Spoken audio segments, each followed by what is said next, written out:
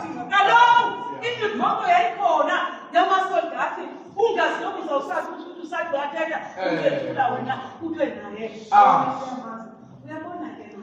wafika umuntu kwathiwa makazofela izolo zethu waqondwa akazozifela esishiya amanye esineha wafika ugqirha waphilisa abantu wafika ugqirha wamehlo wasiphilisa imfa wafika ugqirha wamathambo ugqirha waphuma izandla wasiphilisa izilwana iifama zabona laze lasihlamba saze yinento simakhe athasenzangatsho abanye ngoyina nosondele ekalweni bathi hayi mhlawumbe ndawujolisoma kusiboyana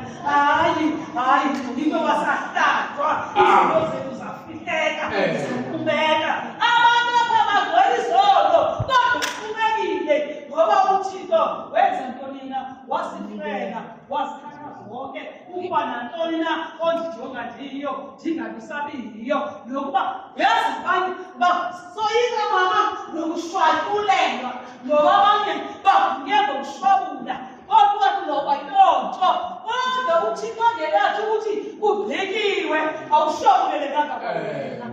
shwabulela kangaka wena baphela babetha abantu kuthiwe nakushiwe selefile hayi ubhubhile wamangasa uyawuvele hamba apha nokuthixo uzabe khona enaye emhlawulelo wasisono abamqushela yona ngoba kaloku abantu bamqusha umntu kude bengabantu abaxesha bathi baqusha inyoka badibane ngaye baze badibana abanye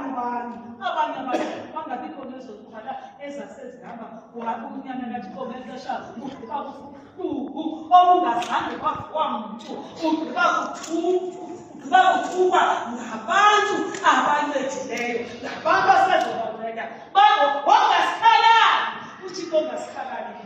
uthixo nathi nasebunzimeni nasemleni yethu sokubi ahambe nathi wangasikhalali sasifanele ukukhalalwa sitshiswe into esifanele ngayinye ashisho izintweni ezibani ndithi uthixo xa yendingasibabhekiwe akuphelanga ngawo noba yeyiphi umuntu noba yeyiphi efuna ukuthi ngawe kubhekiwe akuzubhika uzawubhika ngasekuthi uyesu ngokristu Nkosi yethu amen.